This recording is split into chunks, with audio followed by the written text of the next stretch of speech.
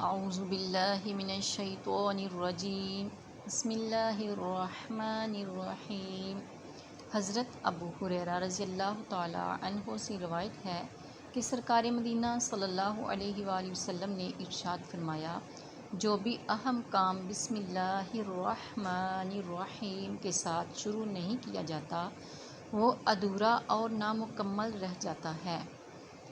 سرکار مدینہ صلی اللہ علیہ وآلہ وسلم کی احادیث پاک میں ہے، آپ علیہ السلام نے فرمایا، جب تم وضو کرو تو بسم اللہ والحمد للہ کہہ لیا کرو۔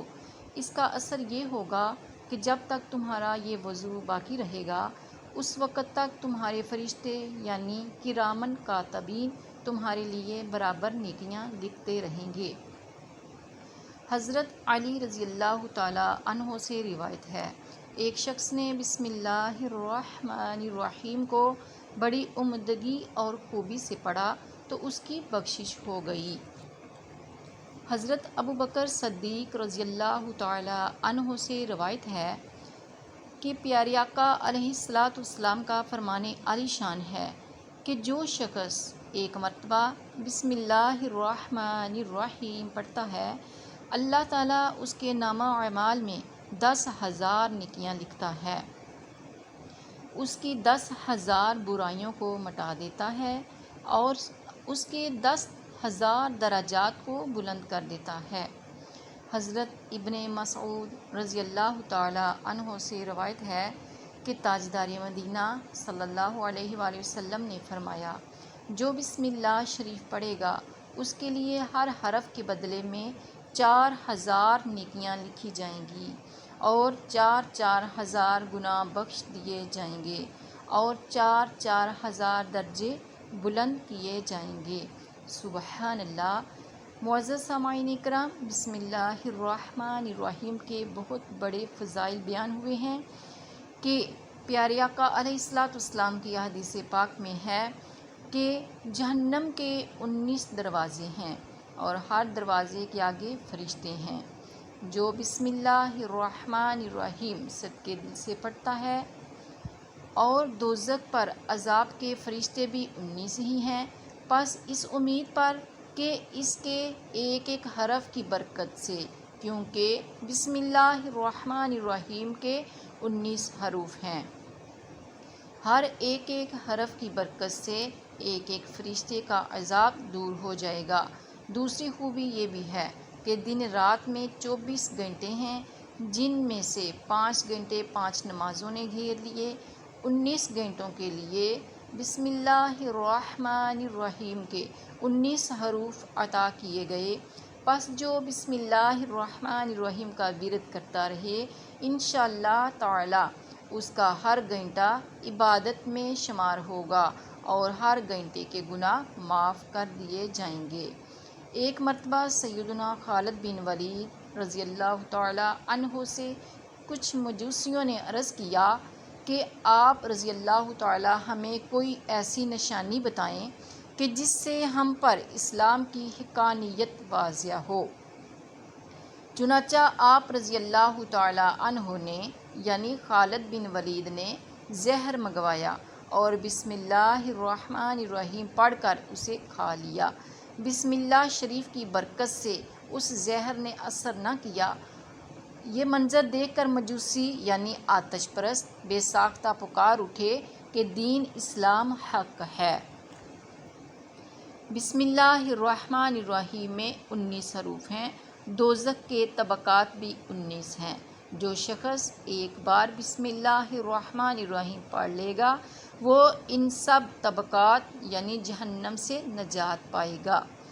ایک اعرابی نے سرکار مدینہ صلی اللہ علیہ وآلہ وسلم کی خدمت بابرکت میں عرض کیا، یا رسول اللہ صلی اللہ علیہ وآلہ وسلم، میں بہت گناہ گار ہوں، میرے لیے بخشش کی دعا فرمائیے۔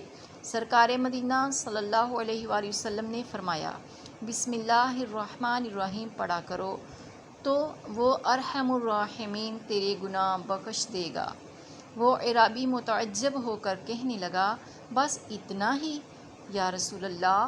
پیارے آقا علیہ السلام نے ارشاد فرمایا، جو مسلمان مرد یا عورت سچے دل سے اور یقین کے ساتھ بسم اللہ الرحمن الرحیم پڑھا کرے گا تو اللہ تعالیٰ اپنے فضل و کرم سے اس بندہ کو دوزخ سے آزاد کر دے گا۔ معزز سامعین کرام، حضرت بشر حافی رحمۃ اللہ علیہ توبہ سے قبل بہت بڑے شرابی تھے اور گناہ گار تھے۔ آپ ایک مرتبہ شراب کے نشے اور مستی کے عالم میں کہیں جا رہے تھے کہ راستے میں آپ نے ایک کاغذ کا ٹکڑا دیکھا جس پر بسم اللہ الرحمن الرحیم لکھا ہوا تھا۔ آپ نے تعظیماً اسے اٹھا لیا اور عطر خرید کر اسے معطر کیا، پھر اسے ایک بلند جگہ پر رکھ دیا۔ اسی ایک رات ایک بزرگ نے خواب میں سنا کہ کوئی کہہ رہا ہے، جاؤ بشر حافی کے پاس جاؤ اور کہہ دو کہ تم نے میرے نام کو معطر کیا، اس کی تعظیم کی اور اسے بلند جگہ رکھا، ہم بھی تم کو پاک کریں گے اور دنیا اور آخرت میں تمہیں بزرگی عطا فرمائیں گے۔ اب ان بزرگ نے دل میں سوچا کہ بشر تو ایک شرابی اور فاسق شخص ہے، شاید میں نے یہ خواب غلط دیکھا ہے۔ چنانچہ انہوں نے وضو کیا، نوافل پڑھے، پھر سو گئے۔ دوسری بار انہوں نے پھر وہی خواب دیکھا کہ اسی طرح 3 مرتبہ یہی منظر نظر آیا، یہی آواز سنی، یہ ہمارا پیغام بشر حافی تک پہنچا دو۔ چنانچہ صبح ہوتے ہی وہ بزرگ حضرت بشر حافی رحمۃ اللہ علیہ کی تلاش میں نکل پڑے۔ ان کو پتہ چلا کہ وہ شراب کی محفل میں بیٹھے ہیں، تو وہ وہیں پہنچے اور بشر حافی کو آواز دی۔ لوگوں نے بتایا کہ وہ تو شراب کے نشے میں ہیں، بے ہوش پڑے ہوئے ہیں۔ انہوں نے کہا، تم لوگ اسے جا کر کسی طرح یہ بات سنا دو کہ تمہارے نام کا ایک ضروری پیغام آیا ہے اور پیغام لانے والا باہر کھڑا ہے۔ چنانچہ وہ لوگ گئے اور بشر حافی رحمۃ اللہ علیہ سے جا کر کہہ دیا، اٹھو باہر چلو، تمہارے نام کا کوئی پیغام آیا ہے۔ حضرت بشر رحمۃ اللہ علیہ نے فرمایا، ان سے پوچھو کہ وہ کس کا پیغام لائے ہیں۔ چنانچہ لوگوں کے دریافت کرنے پر وہ بزرگ فرمانے لگے، اللہ کا پیغام لایا ہوں۔ جب آپ کو یہ بات بتائی گئی تو آپ فوراً کھڑے ہو گئے اور باہر تشریف لے گئے اور پیغام حق سن کر سچے دل سے آپ نے توبہ کر لی اور اس بلند مقام پر جا پہنچے کہ مشاہدہ حق کے غلبہ کی شدت سے ننگے پاؤں رہنے لگے، کبھی جوتا پاؤں میں نہ پہنا، اسی لیے آپ حافی کے نام سے مشہور ہو گئے۔ حافی کہتے ہیں ننگے پاؤں والے، یعنی ننگے پاؤں رہنے والے۔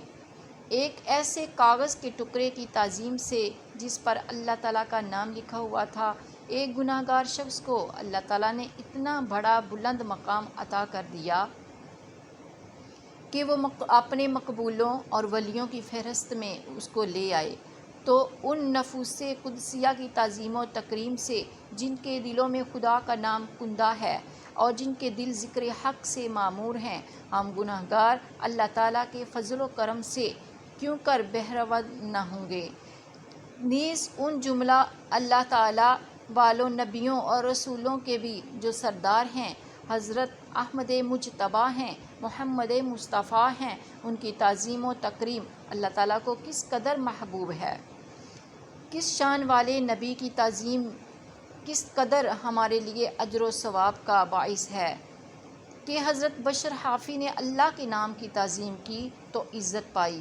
اگر آج ہم پیارے آقا علیہ الصلوۃ والسلام کے نام کی تعظیم کریں، جہاں سنیں چوم کر آنکھوں سے لگائیں، تو اللہ تعالیٰ ہمیں بھی وہ بلند مرتبہ عطا فرمائے گا، ہمیں بھی وہ اپنے مقرب بندوں میں سے ضرور فرمائے گا۔ حضرت بشر حافی رحمۃ اللہ علیہ ننگے پاؤں چلتے تھے اور جب بغداد میں زندہ رہے تو چوپائے نے راستے میں گوبر نہ کیا، کیونکہ اور وہ صرف اسی حرمت و ادب کے پیش نظر کہ ادھر سے بشر حافی جو ہیں ننگے پاؤں گزرتے ہیں، یعنی ولی بھی ولیوں کا احترام